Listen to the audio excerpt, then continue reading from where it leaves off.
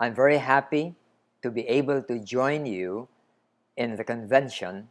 As Tim said, I have had a small accident and could not go there physically, but because of the magic of people like Chris Bolger and Steve, uh, I'm able to join you through the internet this afternoon.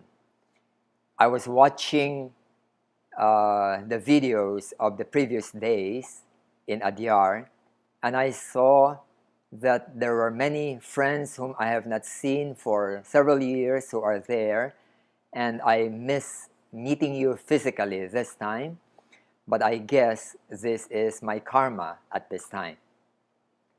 Now, the subject that I was asked to present this afternoon is on the power of awareness.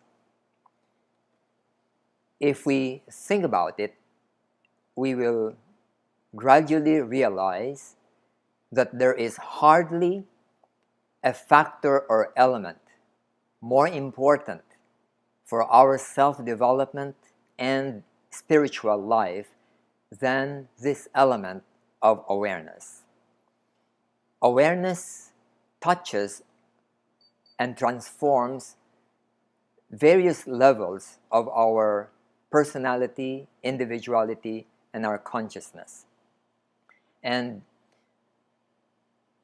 wherever it is present, it has a very vital transformative effect.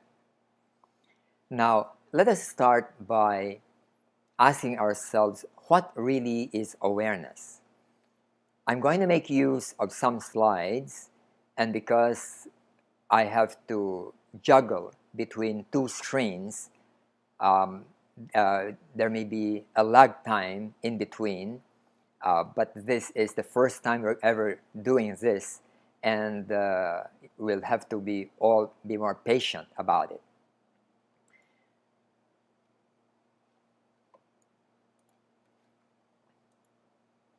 First, let us look into what is awareness.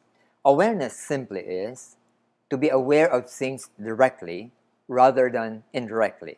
And I'd like to give an example on the difference between knowing something and being aware of something. For example, I may be angry, and usually I know that I am angry, but that knowledge of my anger is not necessarily an awareness of my anger. Because anger, the word anger, is a concept.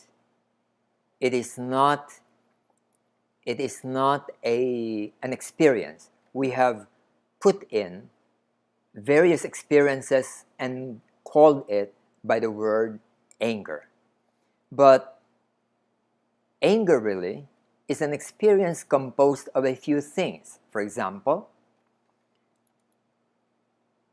when we are angry, we will have tension, a rising energy in our body, and there is also heat in the head, for example. That's why people say that they are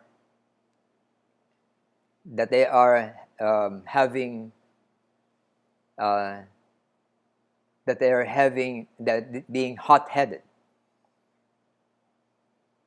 And we also have increase in our heartbeat. And these are the direct experiences that we call anger. And if you're not aware of these, then it means that we are only indirectly conscious of anger, but not directly being aware of anger. Now, awareness has the capacity to do certain important functions. The first function is the capacity for normalization. The second capacity is the capacity for integration, and the third one is the capacity for transcendence. I will go through these one by one, and explain in what way they can affect us. For example, the capacity to normalize. Now, what does this mean? It means that whenever we enter into a state which is abnormal, then when there is awareness, it is capable of bringing us to a normalized state. Let's give an example, a state of tension. If I am tense, that is not a very normal state. But when I'm aware of my tension, then I'm able to go into a state of relaxation, either by breathing or simply by being aware of my discomfort. For example, if my shoulders are up there because I'm quite tense or insecure, and if I'm aware of it, then I can gradually relax whenever I'm conscious of the fact that there is tension on my shoulder. Another example is that whenever in my system, in my energy system, my pranic system, there is congestion of this chi or prana, then when I'm aware of it, this congestion will loosen and become more relaxed, and then it begins to flow. Another example is when I'm agitated, I am distressed. Then when I'm aware of it, I tend to calm down more. And another one is that when I'm moving, being restless, walking about, and I'm aware of my restlessness, then I can become still. Whenever there is awareness, then there is this capacity to go into this state of normalization. Now,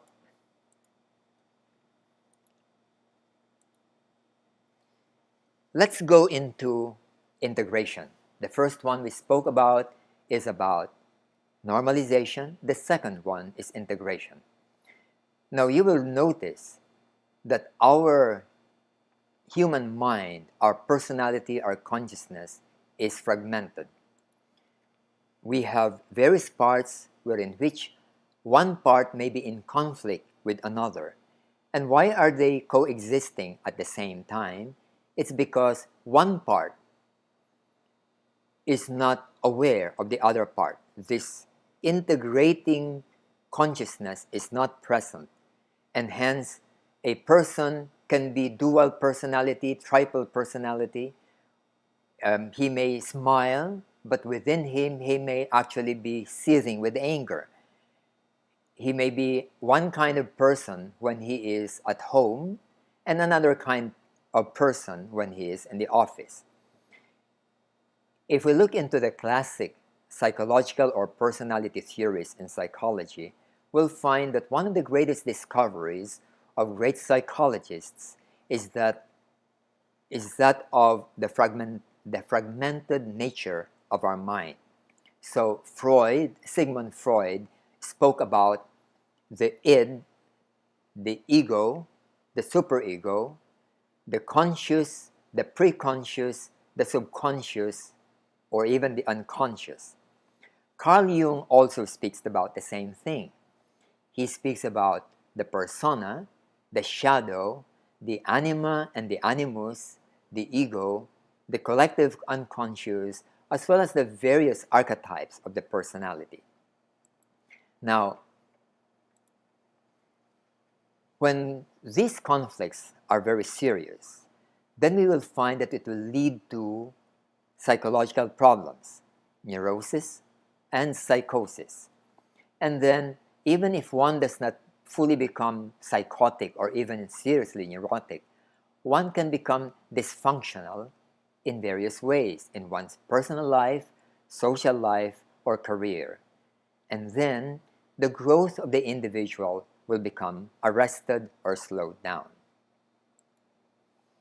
Now, awareness is perhaps the most important factor in the capacity to integrate this, and when there are conflicting elements, then this will gradually, the less important ones will gradually fade away until there is a harmonious, integrated self that is present. Now, let us just give some examples. In psychoanalysis, let me just show you a slide here. In psychoanalysis, for example,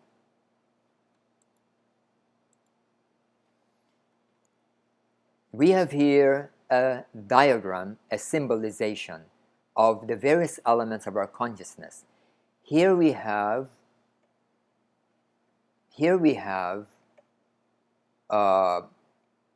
thoughts, ideas, or memories in the conscious mind. This lighted part would represent the conscious mind. And underneath are various elements that are in the subconscious mind, and we cannot do anything about those in the subconscious because they are not part of our waking consciousness. We are only aware of this one thing up there. So what does psychoanalysis do? What it does is that it tries to bring out from the subconscious, it brings to the surface the element of the subconscious. And only when it is now in the consciousness can the psychoanalyst do something about it to help the person become aware of this. Now, in awareness, something else, something different happens. In awareness, instead of letting these thoughts rise up to the surface, we are increasing our awareness level, expanding it, such that those things that we were not usually aware of has become part of our awareness. And hence, the various facets of our consciousness that have been submerged, suppressed, and have been in conflict with other parts of the consciousness are now part of this expanded awareness. And as a result, we can now make a decision as to what to do between one thing with another one. And if we go into, for example, the psychology of Carl Jung, it's the same thing. Carl Jung speaks about the different parts of the personality, like the persona, the anima, the animus, and the ego. And what he says, that eventually when a person grows towards maturity, there is the growth of this true self, an overarching self that enables the individual to integrate all these disparate and sometimes dysfunctional elements of the personality. And as a result, awareness is able to achieve an integration of the various fragmented parts of the consciousness. Now, let's go to the third one, which is transcendence. Awareness is the energy of the consciousness that is not identified with the ego's sense. Let me just repeat this because it is important. Awareness is the energy of the consciousness that is not identified with the ego's sense.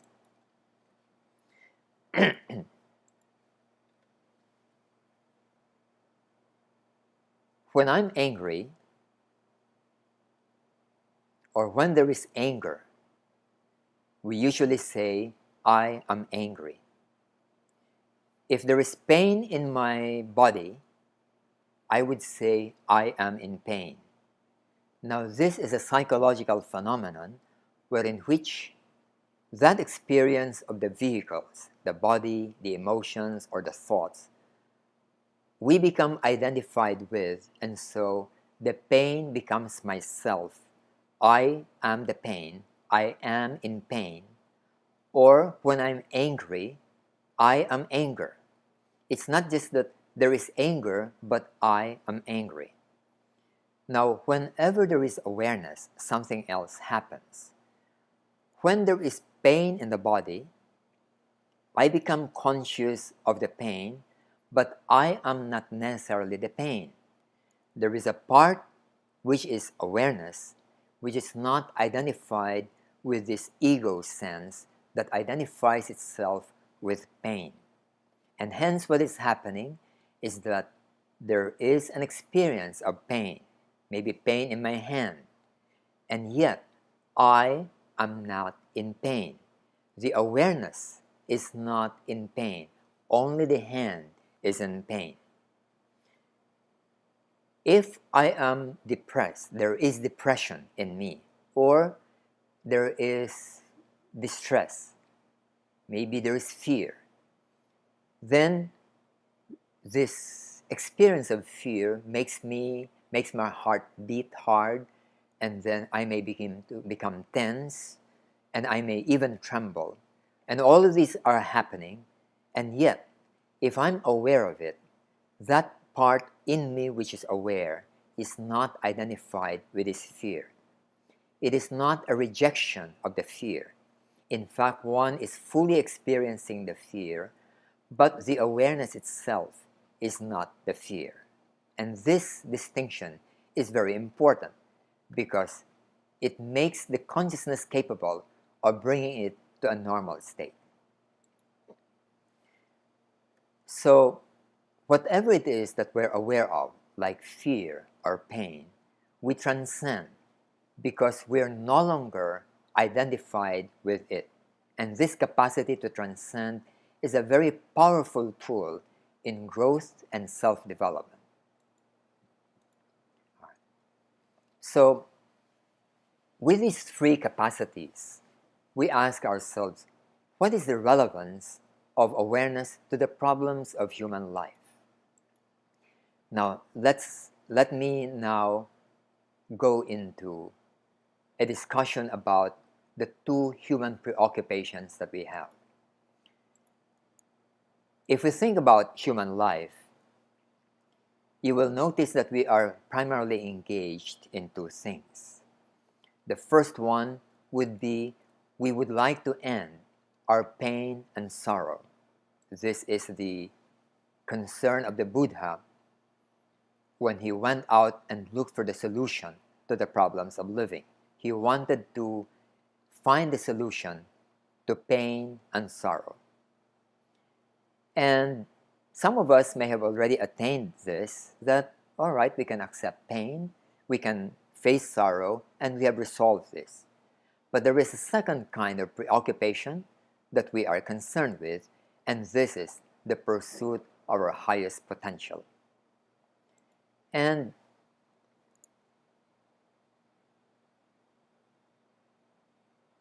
if we think and recall the psychology of Abraham Maslow, he speaks about the same thing. We have certain basic needs like physical needs, security needs, self-esteem needs, the need to belong. All these are the ending for the purpose of ending sorrow and pain. But after we have attained this, then the human being does not stop there. There is an inward impulse to become the best, the highest that we can reach. And this is what Maslow calls self-actualization. And hence, this would be our two primary preoccupations: the ending of the negative experiences of life and the pursuit of our highest potentials, which would include spirituality and rising up to what we call perfection.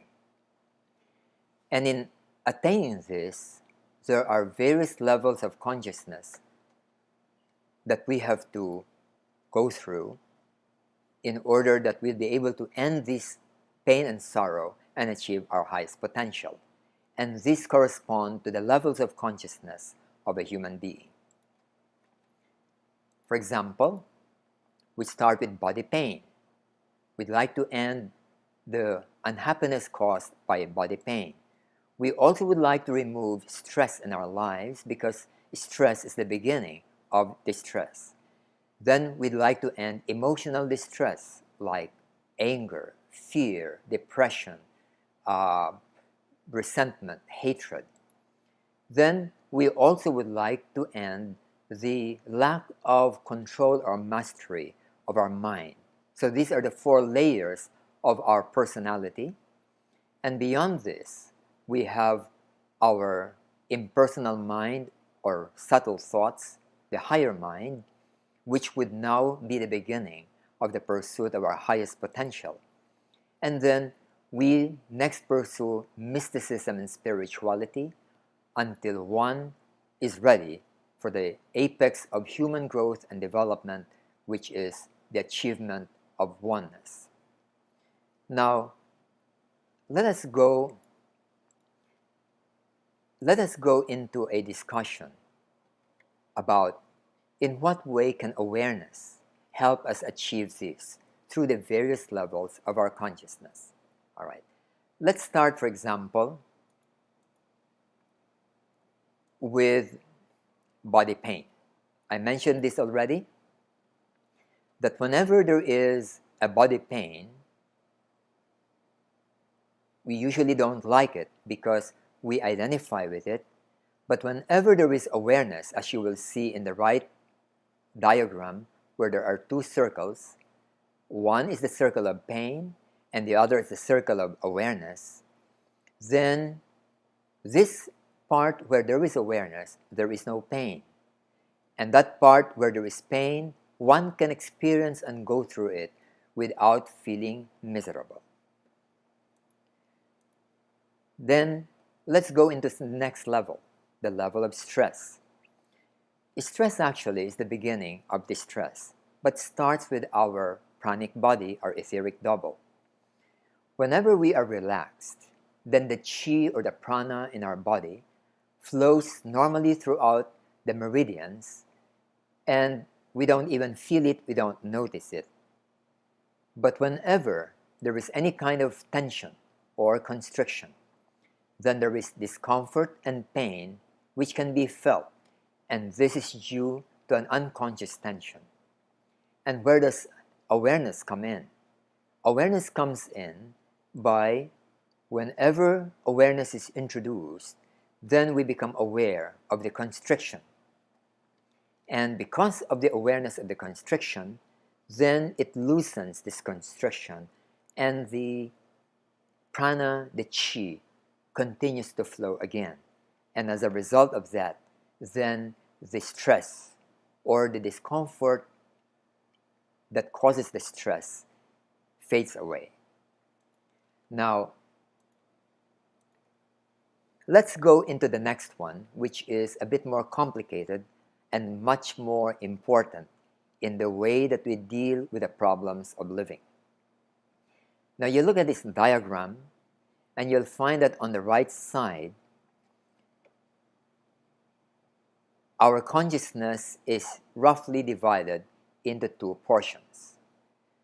The upper portion is our conscious mind, where we become conscious of things, and the lower part would be the subconscious mind, where we have suppressed feelings, thoughts, memories, anger, resentment, and so on.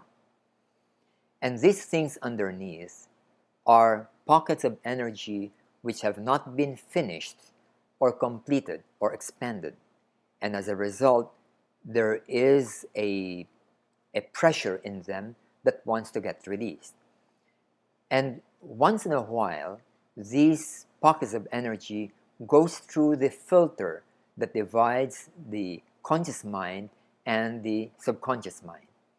And when it goes out, as represented by this symbol of the lightning, it is an unpleasant experience, like depression, like fear, like resentment.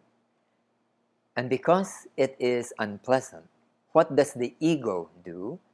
The ego tries to push it back so that the conscious mind will not experience it. In other words, suppress it back, push it down into the subconscious so that we will not feel the discomfort. But in this way, what the ego is doing is not something which solves this problem permanently. It just postpones it because the source of the discomfort is still down there in the subconscious, and one of these days it will have to surface back again. Now let's see what happens if there is awareness. Take a look at this diagram. It's still the same thing. The painful thing, the fearful thing, is still there in the conscious mind, but whenever there is awareness, while one is experiencing this distress, the awareness itself does not feel distress. There is fear, but the awareness is not fearful. There is anger, but the awareness itself is not angry. It is not that we are a split personality, but there's a wider consciousness that is not touched by this limited experience of fear or anger. And because the awareness is not identified with fear or anger, so what happens is that it can look at this experience of fear or anger and allow it to stay there. And when it stays there, something else happens. The energy begins to become expended. And then, as a result of that, the energy dissipates and disappears. And then the anger disappears. The fear disappears. The resentment disappears. Not just temporarily, but permanently. Because awareness does not push it back down into the subconscious. It allows it to stay there in the light of awareness, and then it begins to dissipate away. And as a result of that, one by one, these painful things begin to disappear. So,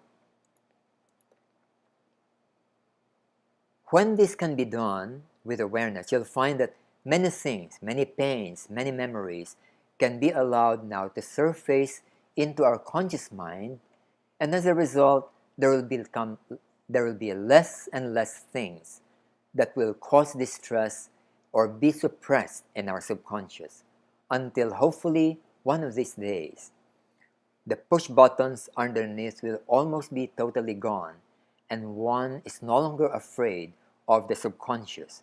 One is no longer afraid of the memories of the past, the pains of the past, or even the pains of the present.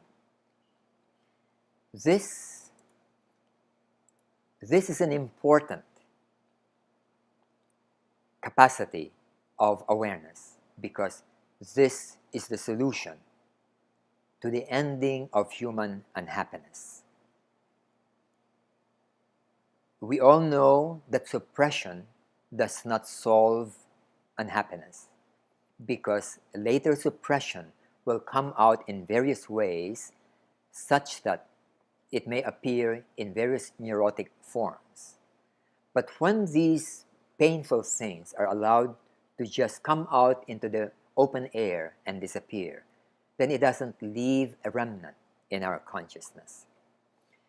We will go into that and look into its implication on our life. But for the moment, let's look into another facet. We have gone into the emotional distress, and whenever we are doing this with awareness, you'll notice that there is no longer a continuance of the distress, because it disappears, and it disappears permanently. And hence, the key to the ending of such continuance of distress is awareness. There had been experiments by psychologists about the effect of awareness and meditation on the psychological or biological reactions of people who are exposed to things that will startle them, let's say sudden sounds. Those who have gone through long years of meditation have a different response system to those who are non-meditators. For example, in an ordinary person, when a person is exposed to loud sounds or sudden sounds which scares them or startles them, then there is a strong reaction of distress or tension. And it will take a long time for a non-meditator to let this go. It may take hours or even a day before such a distressful experience disappears. And when they tested the same thing to long-time meditators like Zen monks, it was found that The body and the psyche will also react in the same way as the normal person, but the difference is that the person immediately is able to get back to a state of relaxation and equanimity, unlike the case of a non-meditator, a person who lacks awareness, but in which the person takes a long time before this distressful experience would settle down. Okay. So what then is happening here? Previously, without awareness, whenever there is a stimulus, then it automatically goes into action or expression. And this is because underneath the subconscious, there is a conditioned reaction pattern which leads to an automatic reaction, which leads to an action or expression. And this all happen automatically without intention. And it is because we are not aware of this lower part of our consciousness. On the other hand, when there is awareness, we become conscious of this subliminal part, and hence we have now the option whether to follow these conditioned patterns or not, or whether we can use rationality in solving the situation and act now in two ways. One is either through our conditioned reaction pattern or through our rationality, and we speak together and resolve it rationally and amicably. So awareness is the key to psychological freedom, because without awareness, we become victims of our conditioned reaction pattern. We are like people under hypnosis, and we are conditioned to react according to how we were trained or brought up. And this whole question about free will is connected with this issue. So let's now go into the level of the mind. Oftentimes, we experience difficulties about taming the mind. If we just sit down and try to observe our minds, we will find that if we decide to think of a thing deliberately, like let's say a flower, you'll find that after about 10 seconds, even though we want to think of the flower, the mind will begin to think about some other things. If we want to think of, let's say, a red line, after 20 seconds, we are thinking about other things already, even if we made a decision that we want to think only of a red line. If you experiment with this, you'll realize that our thoughts usually are not produced by us. The mind has a way of producing its own thoughts automatically, coming from its own upbringing, coming from its own memories and conditioning and reaction patterns. And if you experiment with this, you will notice that we are not in charge of our minds. The mind is like a machine that runs by itself, and we are not the managers, the people in charge of these thoughts. Awareness is the key to bring it back. And by bringing it back, we use awareness to notice that the mind goes away easily. Just be aware of it, and then bring it back to what you'd like to think about, and then later it will go away again, then bring it back again. But we need to have awareness in order to be aware that we are now thinking about 100 other things. In meditational practice, this is the dharana stage, or the taming stage, wherein which we now tame the mind such that if we decide that I'm going to think of a red triangle, the mind will continue to stay with that red triangle. It is awareness which makes me conscious that my mind is now thinking of the past, of a house, of a tree, of a forest, instead of a red triangle. And that awareness enables me to tame my mind according to what I want it to do. And as I mentioned in meditation, This is the dharana or concentration stage, and the most popular forms of meditation are rooted in this principle of bringing about discipline in one's mind. Now, let's go to another stage. It is the stage of the subtle thoughts or rationality. This one is a bit different from the previous level of mind. In this level, the thoughts are of subtle thoughts, concepts with no forms, no colors, and no sizes. It is an abstract mind, and it is the source of impersonality. It is very hard to be aware of this level until we have mastered the previous level. And in both levels, the lower level of the mind and the higher level of the mind, it is essential that there should be awareness.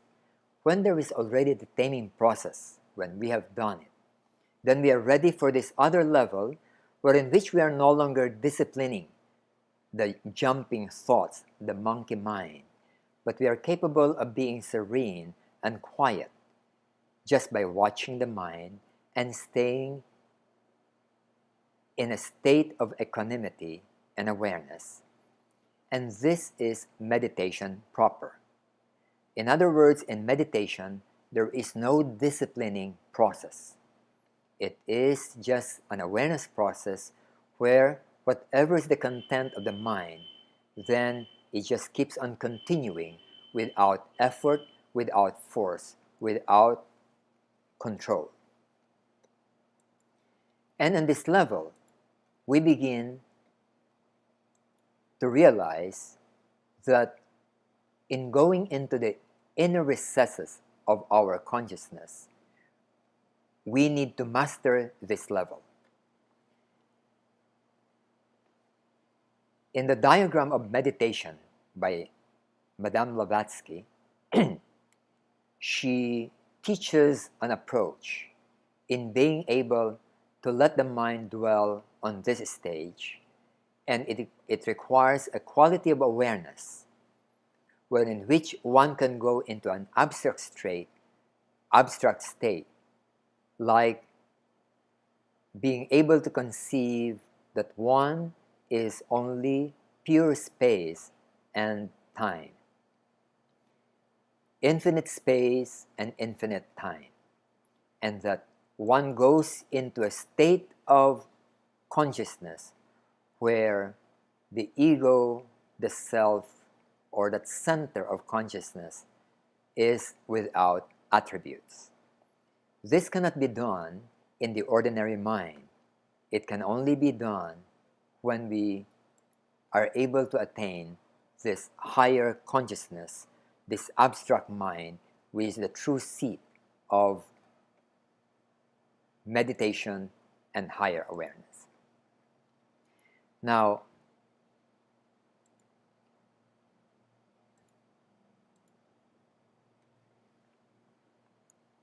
this stage is impersonal. It is this stage which leads us to true non-attachment. Below this, we are usually attached to our thoughts, to our emotions, to our body, to our distresses, our likes and dislikes. And whenever we are capable of dwelling on this subtle level in awareness, then one of the first things we will notice is that we have entered the impersonal state. And this impersonal state is a state of non-attachment. And non-attachment, as most of us are aware of, is the key to liberation. Whenever there is attachment, then we cannot be free from the lower strings of our personality. One of the greatest mystics in history has said that when a bird is tied with a string to something, no matter how thin the string is, the bird still cannot fly away. All types of string, gross or subtle, must disappear before the bird can truly fly away. And thus, before we can enter into such a state of not being tied to anything, there must be impersonality and non-attachment, and this can be done only when we are aware of this higher level of consciousness on the subtle part which is non-personal. Now, I'd like to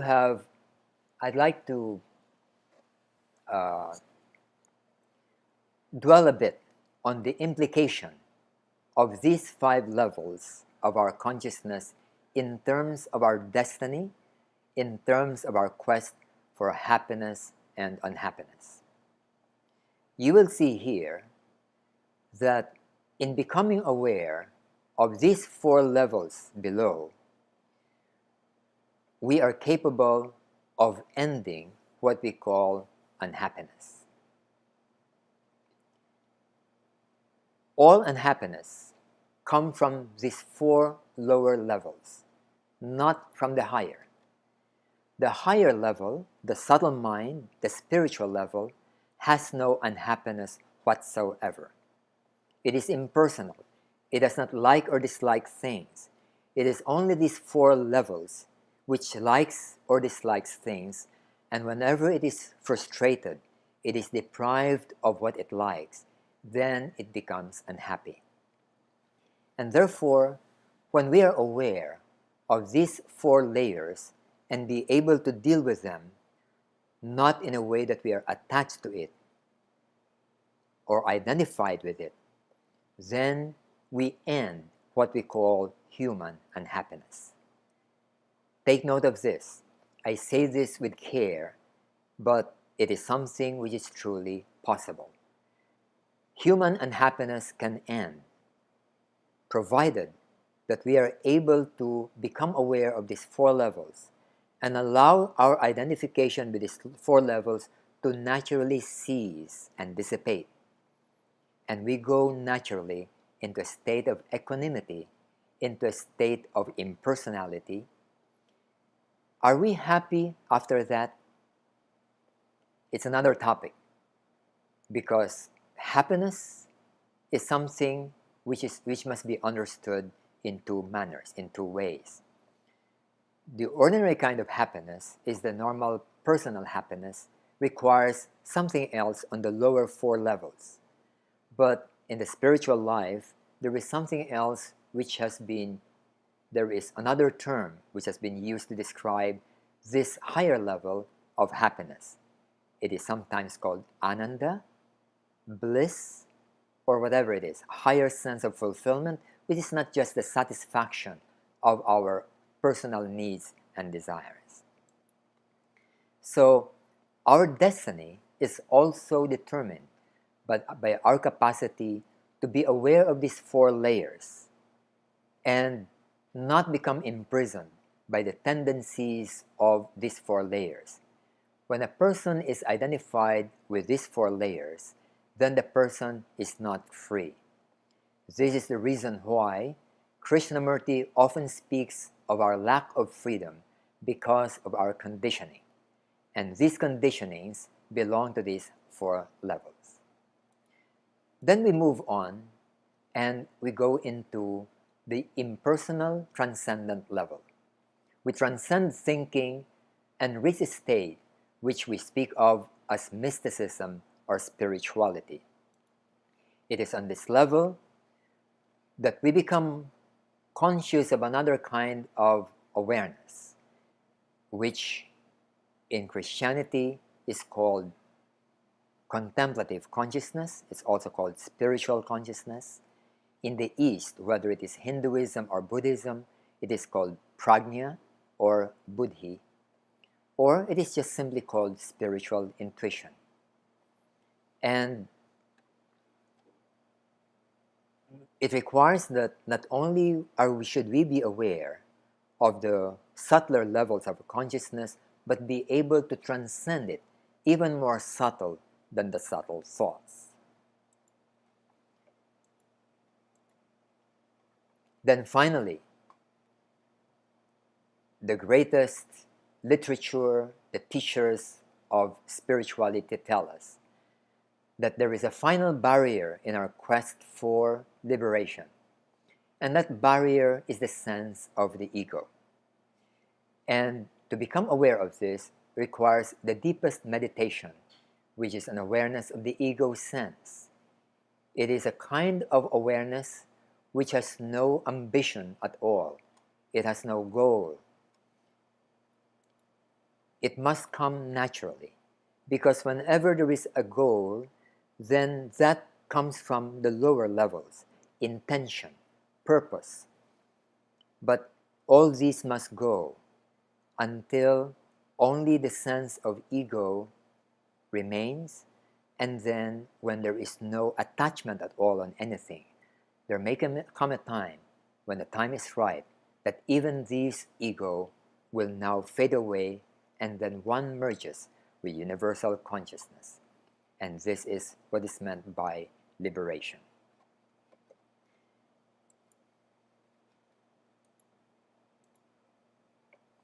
In that state, there is no longer an I, there is no longer what is called an observer or an observed, because all these things are divisions of our consciousness. So let's now summarize the nature of awareness. There are certain elements in awareness which are very vital in helping us attain growth, transcendence, whatever level we find ourselves in. And these are the elements of awareness. The first thing is that awareness is the energy of the consciousness that is not identified with the ego sense. It is something free, and it is not something which becomes immersed in the experience of the personality.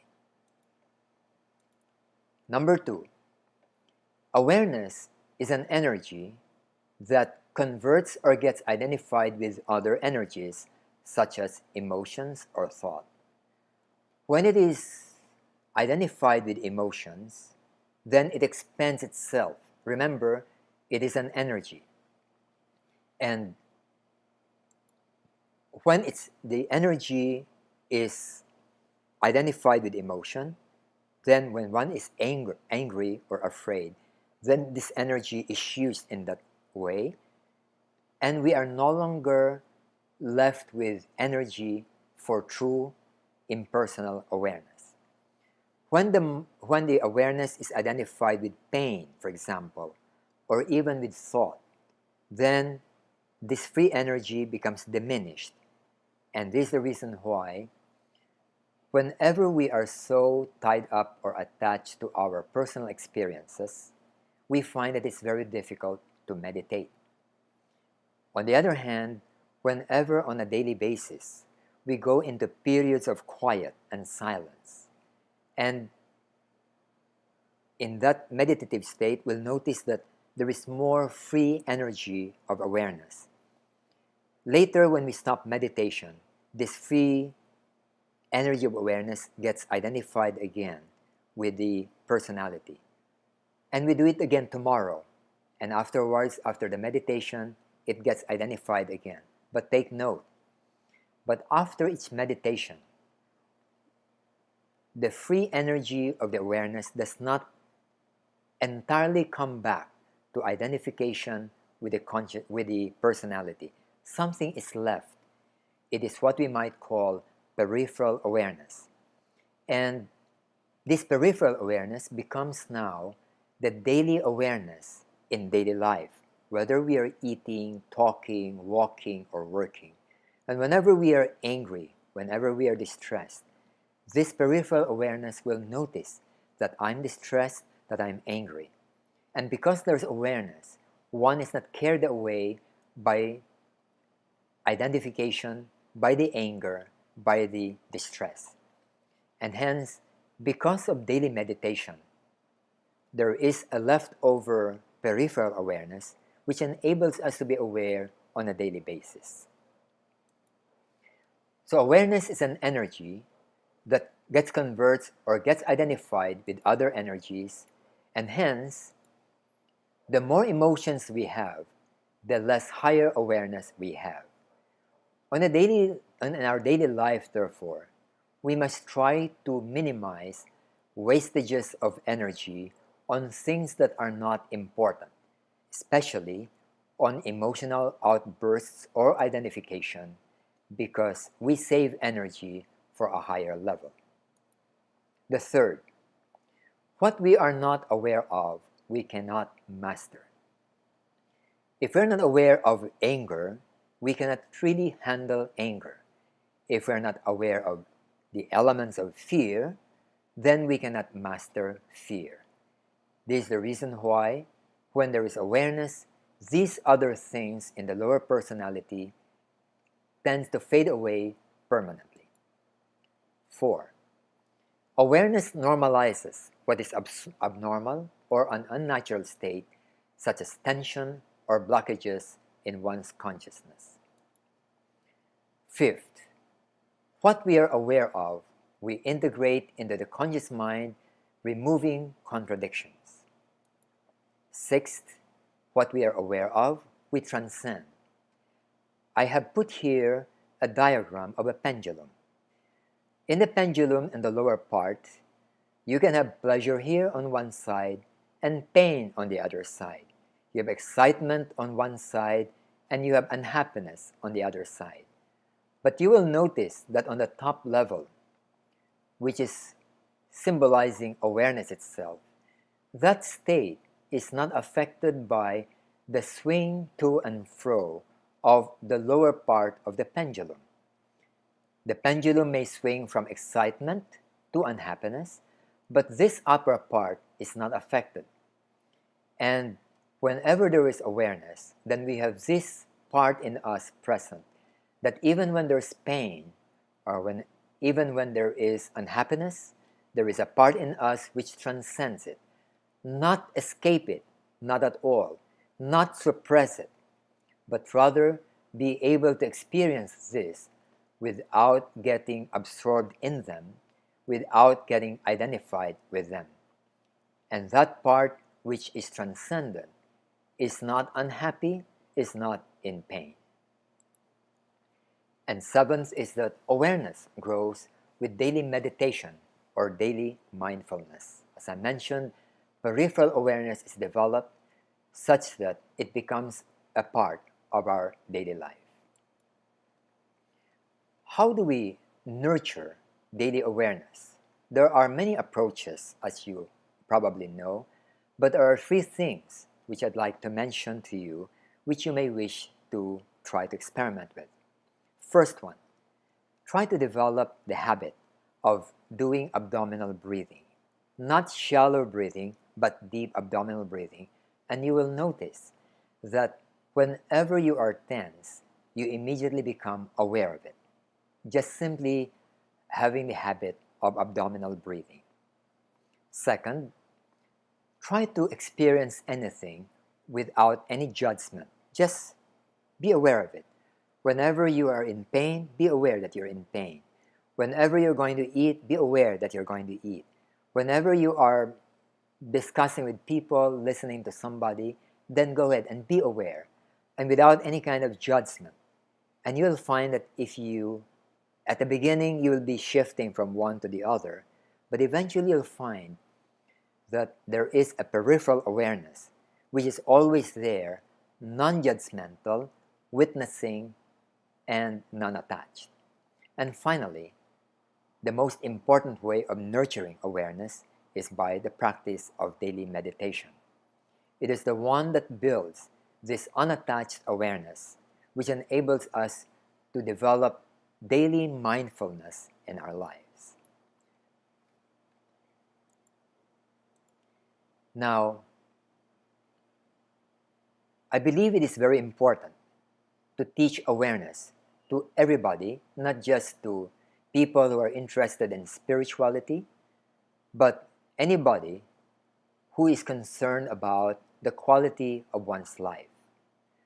So, for example, in personal life, whenever there is awareness, then we are able to remove the causes of unhappiness, we're able to attain personal equanimity, and be able to pursue the spiritual life.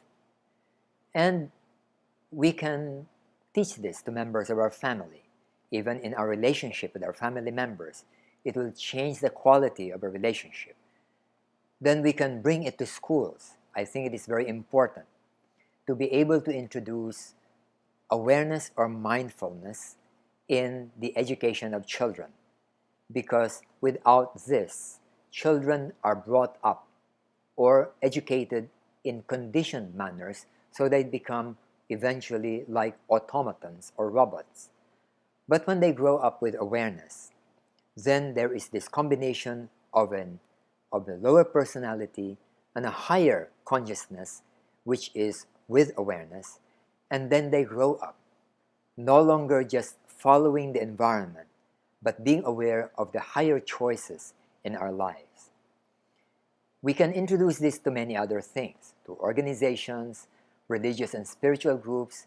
We can introduce it to business and industry, and even to public service or governance or leadership, or being a public servant in politics, for example.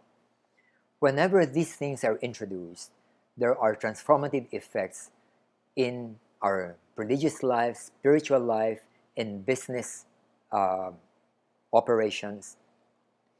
We have conducted in the Philippines, we have conducted at the invitation of many, many groups, these kinds of workshops or seminars that enable people like business organizations to build a more harmonious community because awareness is introduced to them. They become aware of anger, of irritation, of conflict, of aggressiveness.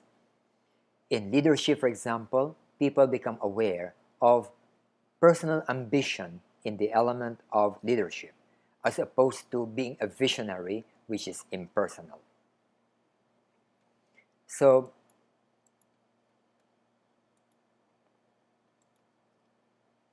I believe that it is important to nurture awareness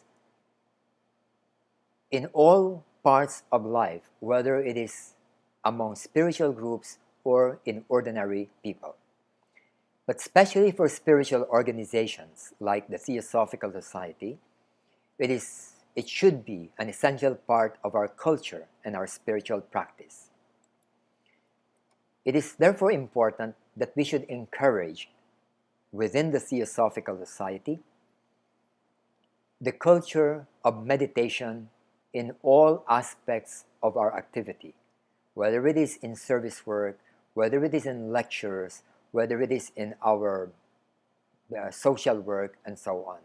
And hence, I believe that we must try to introduce this daily awareness, mindfulness, practice of meditation in all facets of our theosophical life. Secondly, I believe that it is important that we should introduce this to the public in general, the introduction of the practice of awareness and meditation. It is something that is relevant not only to our personal mundane life, like the prevention of stress and neurosis. It is also the key to personal peace, happiness, and spirituality. And finally, it is the key to social peace. It is the key to universal brotherhood. It is the key to selflessness and to compassion. When this has become possible to a larger segment of the population, then we can expect that the world will become a better place.